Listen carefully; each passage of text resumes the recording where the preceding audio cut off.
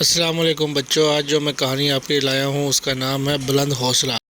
شازیہ، میں تمہیں کب سے آواز دے رہی ہوں، سنتی نہیں ہو تم؟ میں اسکول کا کام کر رہی تھی، پڑھائی پر دھیان ذرا کم دیا کرو، جاؤ جا کر پانی گرم کرو۔ شازیہ اپنے والدین کی اکلوتی بیٹی تھی۔ والدین ایک حادثے میں وفات پا چکے تھے۔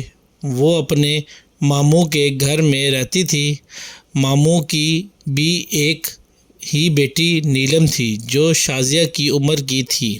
ممانی کا رویہ اس کے ساتھ اچھا نہیں تھا۔ ماموں کچھ سوچ کر خاموش رہتے تھے۔ شازیہ نیک فطرت لڑکی تھی، گھر کے سارے کام کرتی تھی۔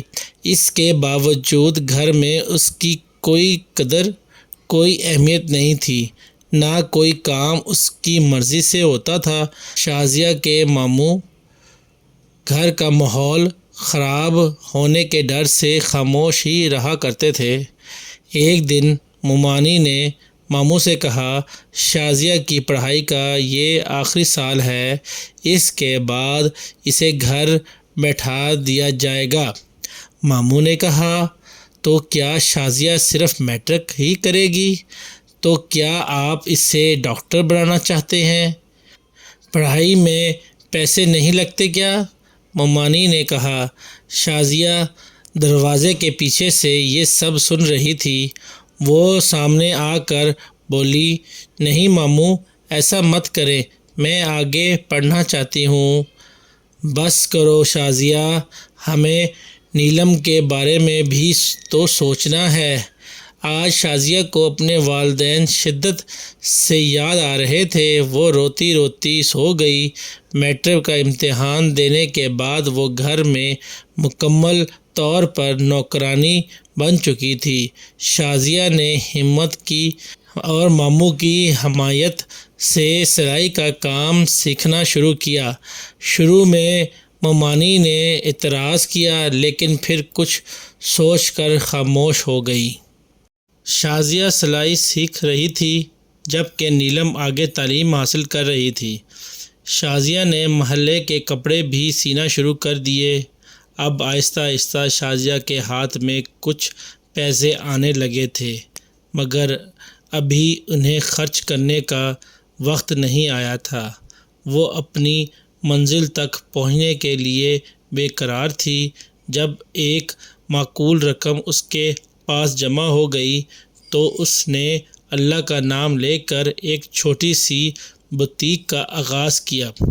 کچھ اندیشے بھی تھے، لیکن رفتہ رفتہ کام چل نکلا۔ وقت بڑی تیزی سے گزرتا رہا۔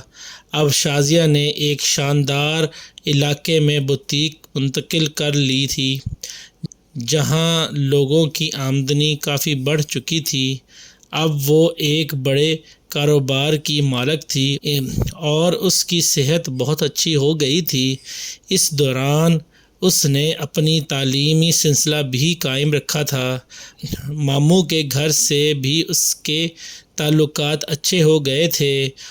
وہ ماموں کے احسان کا بدلہ اتارنے کے قابل ہو چکی تھی۔ مالی طور پر مستحکم ہونے کے بعد اس نے اپنی جیسی دوسری لڑکیوں کی مدد کا فیصلہ کیا۔ اب بھی کبھی کبھی وہ اپنا ماضی یاد کر کے کانپ اٹھتی ہے۔ اس طرح وہ بچی جس پہ اتنا ظلم تھا، وہ ظلم ختم ہو گیا۔ اس نے اپنا حوصلہ بلند رکھا اور اللہ کی رضا میں راضی رہی اور کوشش کرتی رہی۔ اب وہ اس وقت اپنے کاروبار میں کامیاب تھی اور اسے کسی کی فکر نہیں تھی۔ بچوں دیکھو، اپنا اچھا کام کرتے رہو، اللہ اس کا صلہ دیتا ہے۔ Please subscribe my channel, press the bell button, like and share. Thank you for watching.